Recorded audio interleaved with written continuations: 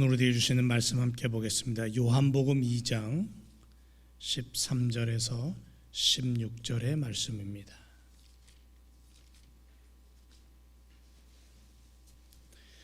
요한복음 2장 13절부터 16절까지입니다. 함께 말씀을 차근차근히 읽고 우리 하나님 앞에 영광 올려드리길 원합니다. 다 같이 시작. 유대인의 유월절이 가까운지라 예수께서 예루살렘으로 올라가셨더니 성전 안에서 소와 양과 비둘기 파는 사람들과 돈 바꾸는 사람들의 앉은 것을 보시고 노끈으로 채찍을 만드사 양이나 소를 다 성전에서 내어 쫓으시고 돈 바꾸는 사람들의 돈을 쏟으시며 상을 엎으시고 비둘기 파는 사람들에게 이르시되 이것을 여기서 가져가라. 내 아버지의 집으로 장사하는 집을 만들지 말라 하시니. 아멘. 반갑습니다. 예배당에 모여서 적은 인원이 예배드리고 또 가정에서 또 영상을 통해 함께 예배하는 모든 성도님들께 이 시간 주님의 이름으로 축복하며 함께 우리의 예배가 하나님을 기쁘시게 하는 예배가 될 줄로 믿습니다. 오늘 말씀의 제목은 참 예배를 가르쳐 주신 예수님입니다. 이 유대 설화에 보면요, 솔로몬이 이제 예루살렘 성전이 세워진 그 터에 대한 오래전에 이런 아름다운 어떤 전설 같은 이야기가 전해져 내려온다고 합니다. 솔로몬의 성전터는 본래 두 형제가 소유하고 있었던 땅이었답니다. 형은 가족이 있었고요, 아내하고 아이들이 있었고, 동생은 가족이 없었습니다. 그리고 그 성전이 지어졌던 그 터 밑이 본래는 밀밭이었다고 합니다. 어느 날 오후에 늦지막하게 두 형제는 추수를 다 마쳤습니다. 자기들의 몫을 따로따로 이제 곳간에 쌓아둔 거죠. 그리고는 집으로 돌아갔는데 형이 아내에게 이런 얘기를 합니다. 여보, 동생은 하루 종일 곡식단을 묶고 나르고 자르고 뜨거운 햇볕에서 고생하면서 참 힘들었을 텐데 내가 동생을 위해서 몰래 내가 가진 것을 좀 더 나눠주고 싶다. 그리고는 그 밤에 몰래 나가서 동생의 단에다가 이렇게 좀 갖다 놨어요. 그 시간에 동생은 또 혼자 누워서 이런 생각을 합니다. 형님은 가족이 있는데 나는 없지 않는가? 나는 혼자인데 내가 지금 나가서 형님의 곳간에다가 내 것을 좀 더 채워주면 형님이 좀 더 낫지 않을까? 그런 마음으로 동생도 이제 그렇게 했습니다. 이튿날 창고에 나가 보니까는 그대로예요. 뭐 이게 준 게 없어요. 자기는 분명히 갖다 놓았는데 준 게 없어요. 며칠을 그렇게 하다가 한 번은 이제 숨어서 두 형제가 밤에 누가 뭔 일을 하는가 하고 숨어서 밤새도록 지켜봤는데 누가 다녀간 흔적도 없고 아무도 없습니다. 그래서 안 되겠다 싶어서 그 다음 날은 형은 동생 그 곡식을 쌓아놓은 창고로, 또 동생은 형의 창고로 단을 하나씩 들고는 가다가 그만 중간에서 마주쳤어요. 그리고는 둘이 얼굴을 마주보면서 한참을 멍하니 서 있다가는 곡식단을 떨구고 결국은 둘이 부둥켜 안고 하염없이 기뻐하며 울었다라는 그런 전설이 내려오는 그 터에 성전이 세워진 겁니다. 얼마나 아름답고 얼마나 행복한 이야기가 전해져 내려오는 이야기인지 그곳에다가 하나님은 하나님의 교회를 우뚝 세웠다. 콩고의 무쿰비라는 그 작은 마을에 이런 얘기가 있었어요. 예배당을 짓기로 했는데 너나 할 것 없이 온 마을 사람들이 다 모여서 예배당을 짓는 거예요. 열심히 자기가 할 수 있는 일들을, 어떤 사람은 물을 길어오고 어떤 사람은 벽돌을 만들고 어떤 사람은 그 벽돌을 나르고 이런 여러 가지 일들을 열심히 하고 있는데 어떤 한 사람은 물끄러미 서 있는 거예요. 근데 이 사람은 불구자예요. 일할 수가 없어요. 몸이 불편하기 때문에 일을 할 수가 없습니다. 고민하다가 그는 결심을 하고는 이 벽돌 만드는 그 사람들이 모여 있는 공터에 가서는 이제 소리를 치기 시작합니다. 말은 할 수 있으니까. 뭐라고 외쳤냐면, 하나님의 자녀들아 와서 주를 위해서 일하자. 우리 함께 예배당을 짓자. 그렇게 소리를 치면서 목소리를 높였어요. 그것을 듣는 일하는 사람들은 그 소리에 힘이 났고 피곤이 사라지는 듯했고 큰 격려가 되어서 얼마 가지 않아서 정말 아름답고 훌륭한 예배당을 지었다라는 그러한 선교사 이야기도 전해져 내려옵니다. 여러분, 우리가 섬기는 우리 제일교회 참 아름답죠. 지붕 무슨 색깔입니까? 예? 초록색이죠. 정말 아름답습니다. 우리 교회 부교육자로 있었던 아드네미가 지금도 미국의 교회하면 초록색 지붕이 있는 교회를 이야기를 한대요. 그게 얼마나 멋진 교회입니까? 뒷뜰에 가보면 텃밭도 기가 막히죠. 예, 채소를 나눠 먹고 함께 음식을 만들고 하는 그런 모습 속에서 행복을 우리는 발견하게 됩니다. 땀 흘리면서 교회 안팎을 청소하고 다듬는 손길들, 불을 깎고 화단을 정리하고 그 수고의 손길들을 가만히 보면서 저는 하나님 앞에 참 감사를 여러 번 합니다. 큰 교회는 아니지만 주님의 이름으로 함께 협력하는, 어떤 면에서는 한국말로 이제 식탁 공동체라 그러죠. 가족이 모여서 식탁에 둘러앉아서 식사를 하는 그런 모습. 하나님 나라의 식탁 공동체, 그게 바로 우리 제일교회의 모습이 아닌가라는 생각을 해봅니다. 바로 이런 교회를 예수님이 원하셨고 예수님이 세우신 거예요. 교회가 든든히 세워진 것은 바로 예수님의 이름 위에, 반석이신 예수님 이름 위에 교회가 세워졌기 때문에 가능한 겁니다. 그래서 음부의 권세가 이기지 못하겠다, 그렇게 말씀을 하셨어요. 여러분, 뉴욕 맨하탄에 가보면 하늘을 찌를 듯한 높은 그 빌딩들이 많이 있죠. 고층 건물이 한 6,400개 이상 된답니다. 2014년도에 완공된 원 월드 트레이드 센터가 1776피트, 541m, 제일 높대요. 엠파이어 스테이트 빌딩이 102층인데요. 1250피트랍니다. 381m. 그런 높은 빌딩들이 참 여기저기 많이 세워져 있죠. 이 높은 건물들이 세워져 있을 수 있는 그 힘이 뭐냐면, 그 밑에, 땅 밑에 강철같이 견고한 그 바위로 형성된 지반이 들어 있답니다. 그래서 웬만한 그러한 바람과 그 어떤 그 자연의 힘에도 흔들리지만 그것이 뽑히고 쓰러지지 않고 망가지지 않는다는 거죠. 우리 교회, 우리가 섬기는 교회, 이 지구촌에 있는 교회들, 주님의 이름으로 세워졌어요. 주님의 이름은 반석이십니다. 세상의 그 어떤 힘, 어둠의 세력이 흔들어도 파괴되거나 깨지거나 넘어지지 않는, 우리 가정도 마찬가지입니다. 성도들의 삶도 마찬가지입니다. 예수 그리스도라는 반석 위에 세워졌기에 그 어떤 것도 무너뜨릴 수 없다라는 분명한 사실을 오늘 우리는 기억해야 될 줄로 믿습니다. 오늘은 성전에 대한 이야기로 시작을 했습니다. 성전을 정결케 하신 예수님에 대한 모습을 찾아서 함께 은혜를 나누기를 원합니다.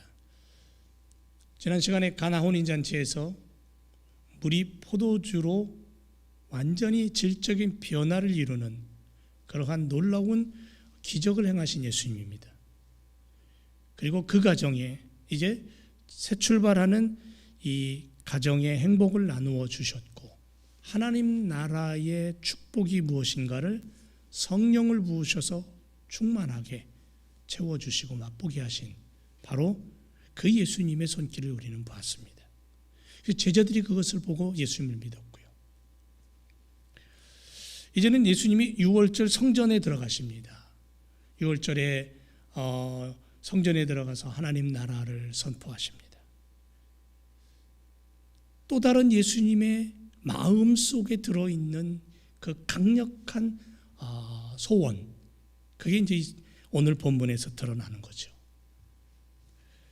성전을 정경케 하신 사건,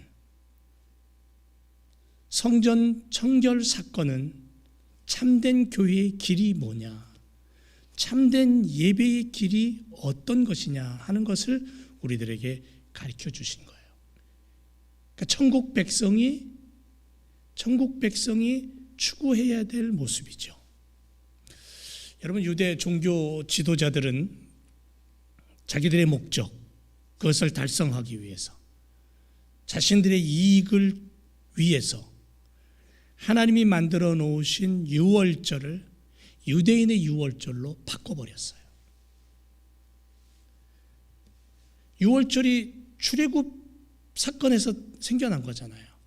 마지막 재앙에서 죽음의 사자가 내려왔을 때에 그 놀라운 일들이 벌어졌던, 그래서 하나님에 의해서 시작된 유월절이 유대인들은 자신들의 유월절로 탈바꿈시켜버렸다는 거죠. 유대 종교가 인간 중심으로 타락했다라는 것을 보여주는 거예요. 본래 유월절의 의미가 사라져버렸어요. 변질된 종교, 변질된 지도자들, 그들을 바라보는 예수님, 그들이 속해 있는 성전을 바라보시는 예수님의 마음이 어땠을까요? 참된 교회와 참된 예배는 하나님을 사랑하는 것으로부터 시작된다는 사실을 예수님 얘기하고 있는 거예요. 당시 유대인들은 성경에서 말씀하듯이 경건의 모양은 있지만 능력은 부인하는 자들, 수많은 예배를 드려도, 수많은 제사를 드려도 그들의 마음은 바뀌지 않아요. 그들의 욕심은 결국 한 곳에 있어요. 하나님은 사랑 없이 반복되는, 하나님을 향한 진정한 사랑과 고백 없이 반복되는 종교의식, 예배 정말 싫어하셔요. 예루살렘 성전에 오신 예수님께서 하나님을 예배하는 마음은 없고 형식과 전통과 이기적이고 배금주의로 판을 치고 있는 종교적인 현실을 보게 됩니다. 유대 교권주의자들은 물건을 팔고 돈을 바꾸는 일에 있어서 정신이 팔려 있었어요. 정신 나가 있었어요. 부를 거둬들이고 권력을 추구하는 것에만 신경이 곤두서 있었어요. 예수님께서는 이 모습을 보시면서 어떻게 하셨어요? 분노하셨다 그랬어요. 채찍을 드셨고 내어 쫓으셨다. 이 이야기는 뭐냐면 성경의 사람들은, 믿음의 사람들은 물질주의나 상업주의에 빠지면 안 된다는 거예요. 여기에 빠지면 기독교는 타락한 종교예요. 타락하게 되면 어떻게 됩니까? 세상 사람들에게 비판받게 되고 거짓과 위선으로 포장의 길을 걷게 되고 결국은 거짓의 아비인 사탄에 의해 조종당하게 되는 거예요. 성전이 성전 되는 길이 뭐냐? 교회가 교회되는 길은 어떤 모습이냐? 결국 여기에 빠지지 않는 거예요. 오직 말씀과 기도로 하나님의 집을 만들고 가정을 세워가는 것이 온전한 예수님이 원하는 방법이라는 거죠. 여러분, 중세 카톨릭이 권력과 물질에 빠졌을 때의 교회는, 그 당시 교회는 예수님의 채찍을 맞았어요. 14절에 보면 예수님께서 성전에 들어가셨을 때에 정죄된 모습을 보고 개탄하십니다. 하나님의 집으로 일컬어지는 성전이 마치 물건을 팔고 사려는 사람들로 북적거리는 시장터와 같은 모습이 되어 있었기 때문에 소와 양과 비둘기 파는 사람들과 환전상들로 원래 예루살렘에서 멀리 떨어져 있는 곳에서 재물을 드리고 싶어서, 예배를 드리고 싶어서 성전을 찾아오는 사람들이나 성전세를 내기 위해서 하는 사람들의 편의를 위해서 만들어진 제도인데, 이것을 탐욕의 눈이 먼 종교 지도자들이 이것을 자신들의 이익의 수단으로 악용하고 있었던 모습. 하나님께 드리는 제물이 흠이 없어야 되잖아요. 완전해야 됩니다. 그래서 제물을 드리기 전에 제사장들이 그것을 검사하는 과정이 있었어요. 그 검사의 과정을 통과해야만이 제물로 드릴 수 있었어요. 그런데 외국에 있는 사람이나 순례자들이나 또는 이스라엘 땅 성전에서 멀리 사는 사람들이나 시골이나 멀리 떨어진 곳에 사는 사람들이 제사하러 올 때에 불가능하거든요. 그래서 이미 검사를 마친 그러한 짐승을, 제물을, 이제 돈을 가져와서 또는 어떤 다른 물건을 가져와서 문물 교환을 했던 거예요. 그러니까 편의상 그렇게 좋은 의도로 시작을 한 겁니다. 그런데 이것을 위해서 지불하는 돈, 이게 자꾸 올라가서 부풀어진 거예요. 적지 않았습니다. 제사장들은 종교를 빙자해서 폭리를 취하고 있었어요. 물질주의와 상업주의에 빠지면 종교가 아니에요. 타락하게 돼요. 본래의 의도를 잃어버려요. 기독교도 예외는 아닙니다. 영적 지도자들은 무엇보다도 탐심과 탐욕을 늘 경계해야 되는 거죠. 사람의 생명이 그 소유의 넉넉함에 있지 않다. 그런데도 불구하고 수많은 사람들은 이 탐심에 자꾸 끌려가요. 못이 자석에 자꾸 끌려가듯이. 이사야 56장 11절에 보니까 이 개들은 탐욕이 심하여 족한 줄을 알지 못하는 자요. 그들은 몰각한 목자들이라 다 자기 길로 돌이키며 어디 있는 자이든지 자기 이익만 도모하는 자다. 자기만을 위하고 욕심만을 앞세우는 삶, 주님과 전혀 다른 방향의 삶을 사는 거예요. 주님하고는 전혀 관계없는 인생입니다. 예수님은 아버지의 성전을 얼마나 사랑했냐 하면 16절에 가서 성전을 가리켜 뭐라 그러냐면 내 아버지의 집이라 그랬어요. 내 아버지의 집이다. 내 아버지의 집이라는 건 뭐냐면 내가 거기서 자랐다라는 의미가 있는 거잖아요. 마가복음 11장 17절에는 내 집은 만민의 기도하는 집이라 그렇게 말씀하세요. 그런데 예수님 그 다음 말씀이 뭐냐면 어찌해서 강도의 소굴로 너희는 만들고 있느냐. 유대 종교 지도자들과 예수님께서 성전에 대해서 가지고 있었던 생각에는 굉장한 차이가 있었죠. 유대 종교 지도자들은 성전을 자신의 탐욕을 채울 수 있는 수단으로 악용하고 있었고, 장사하는 집을 만들었고, 강도의 구려로 만들었고, 그들은 성전의 주인이 누구인지에 대해서는 올바른 이해도 관심도 없었던 자들.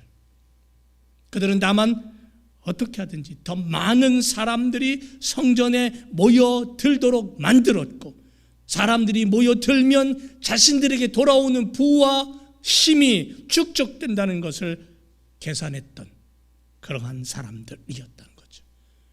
하지만 예수님의 경우는 달라요. 그분에게 있어서 성전은 아버지의 집입니다.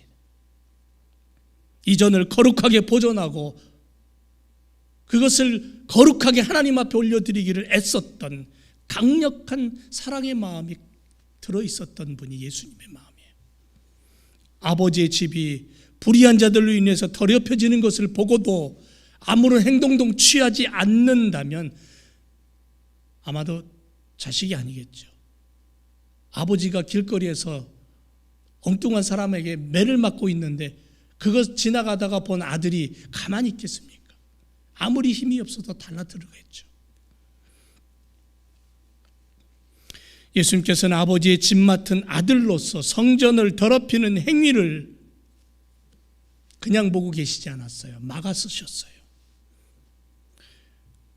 여러분, 둘 사이에는 명백한 차이가 있죠. 유대 종교 지도자들은 아버지를 사랑하지 않고 자기 자신들을 사랑한 반면에 후자인 예수님은 아버지를 사랑해서 당신의 몸으로 그것을 막으신 거예요. 누가 하나님을 사랑하는 자입니까? 누가 하나님의 성전을 진정으로 사모하는 모습을 가진 삶을 산 자입니까?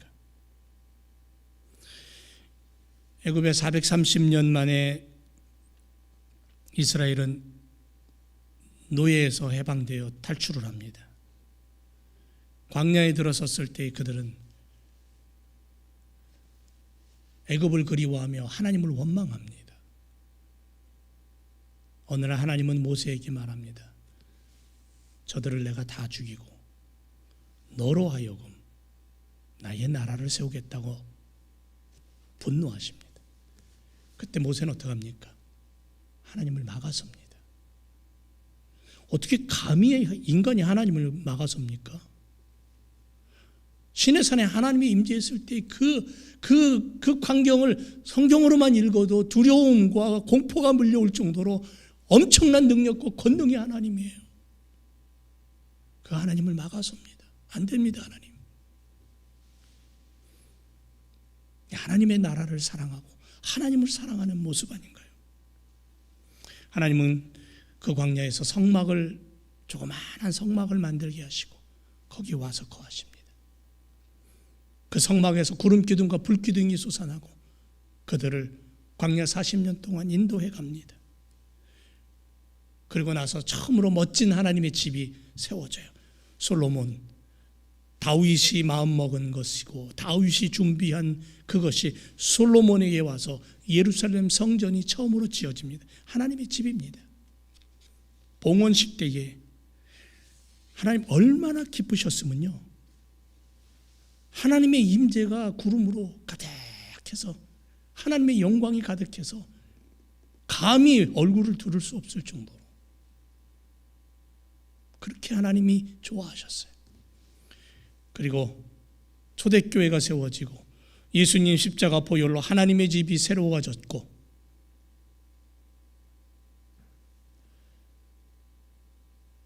그리스도의 십자가 복음이 전파되며 가는 곳마다 하나님의 교회가 그리스도의 이름으로 세워졌죠. 하지만 아무리 빛나고 많은 돈을 들여 건축했어도 그 건물 안에 하나님을 사랑하는 예수님 같은 마음을 가진 사람이 없다면 하나님은 그 건물 안에 갇혀 계시는 분이 아니라는 거죠.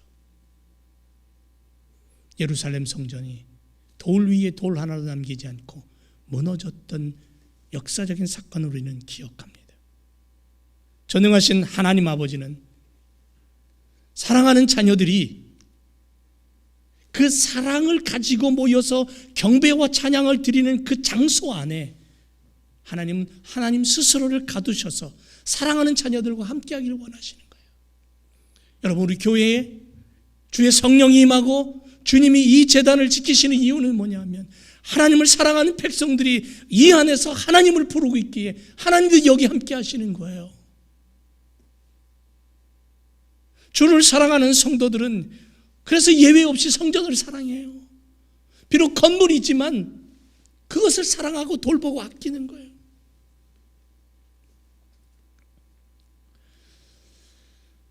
시편 84편 10절에서 이런 고백을 합니다. 주의 궁중에서 한 날이 다른 곳에서 첫날보다 나은즉 악인의 장막의 거함보다 내 하나님의 문지기로 있는 것이 좋습니다. 얼마나 놀라운 고백인가요? 성경에서 성전을 얘기할 때 세 가지 의미로 얘기합니다. 하나는 예루살렘 성전, 보편적으로 예루살렘 성전을 얘기합니다. 또 하나는 고린도전서에 가보면 성도들의 몸을 성전으로 얘기하고요. 그리고 오늘 본문에는 예수님 자신이 성전으로 그렇게 말씀을 하십니다. 이 성전을 헐어라, 내가 3일 만에 다시 세우겠다라는 말씀이 이제 있잖아요. 예수님의 몸을 얘기하신 겁니다. 성도들의 공동체인 교회 또한 성전으로 얘기합니다. 그러니까 우리 공동체도 성전이에요. 그래서 주를 사랑하는 성도가 적어도 두 가지는 분명하게 고백하며 사랑해야 되는데 그게 뭐냐면 교회, 건물로서의 교회예요. 그 건물로서의 교회는 뭐냐면 건물만 덩건히 있다가 교회고 하나님이 거기 임재하고 하나님이 역사하고 하나님이 그것을 사랑하니 아니요. 그 건물 안에 있는 성도들의 고백과 예배가 그곳에서 드려질 때 하나님 그 장소에 임한다는 거예요. 마가 다락방이 하나님의 역사가 임했던 장소이기에 중요하지만 마가 다락방에 기도하는 자들이 있었기 때문에 성령이 임한 거잖아요. 그 공동체를 이루는 장소, 돌이나 콘크리트, 건물이 중요하지 않다는 건 아니에요. 건물은 공동체가 모여 하나님을 예배하는 장소예요. 교회 공동체가 그 장소를 세워가고 만드는 것이 얼마나 중요한가 하는 것을 얘기하는 거예요. 그래서 하나님 예루살렘 성전 지었을 때 하나님 거기 임재하셨다니까요. 오늘 우리 교회도 하나님이 예배할 때 임재하시고요, 기도하는 자에게 임재하시고요, 하나님하고 부를 때 하나님 그 옆에 오셔서 그 기도를 들으시는 거예요. 그리고 이 공동체가 모였다 흩어질 때에 흩어지는 곳마다 하나님 역사하시는 거잖아요. 둘째는 우리 자신이에요. 우리의 몸은 성령께서 거하시는 성전이라 그랬어요.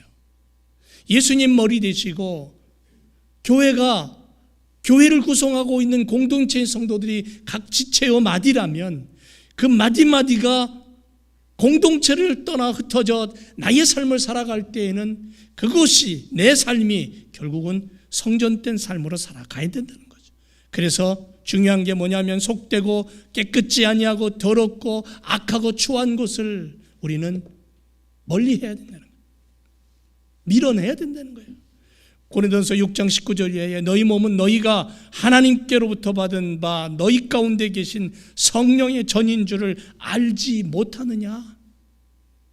너희는 너희의 것이 아니고 값으로 산 것이 되었으니 그런즉 너희 몸으로 하나님께 영광을 돌리라 그랬어요. 하나님을 사랑하는 자, 교회를 사랑하고 교회를 사랑하는 자, 사람들을 사랑하고 사람을 사랑하는 자, 하나님의 마음을 가지고 십자가 보혈을 늘 의지하며 사는 삶을 사는 거죠. 그래서 하나님 앞에 경배와 찬양과 영광을 올려드리는 거예요. 그런 인생길을, 그런 믿음의 길을 사는 거죠. 여러분, 참된 교회, 참된 예배는 하나님을 사랑하는 것에서부터 시작이 돼야 돼요. 하나님을 사랑하는 것. 예수님이 오늘 요한복음 본문에서 성전을 바라보며 하나님을 얼마나 사랑했는가. 그 성전 안에 임하실 하나님의 그 마음, 하나님의 그 은혜가 얼마나 놀라운가를 아셨고, 그래서 내 집은 만민이 기도하는 집이다. 야, 제발 이 전을 강도의 소굴로 만들지 말아라. 너희들의 사리사욕을 챙기는 곳으로 만들지 말아라. 하나님의 임재와 하나님의 영광과 우리를 사랑하셔서 우리와 늘 함께 하시고 동행하시는 그 하나님의 마음을 가지고 사는, 그리고 그 하나님을 만나는 그러한 예배의 집으로 만들어라. 오늘 우리는 주님처럼 하나님의 집을 사랑하는 그런 마음을 가지고, 그런 열심을 가지고 하나님의 뜻을 드러내며 하나님 앞에 영광을 올려드리며, 내가 하나님의 성전이고 내가 섬기는 교회 공동체가 하나님의 아름다운 임재의 장소이고 하나님이 기뻐하시는 그러한 믿음의 삶을 우리가 살아야 된다라는 예수님 같은 마음으로 오늘도 우리가 달려가는 그러한 하나님의 일꾼들 되시기를 주님의 이름으로 축원을 드립니다. 기도하겠습니다.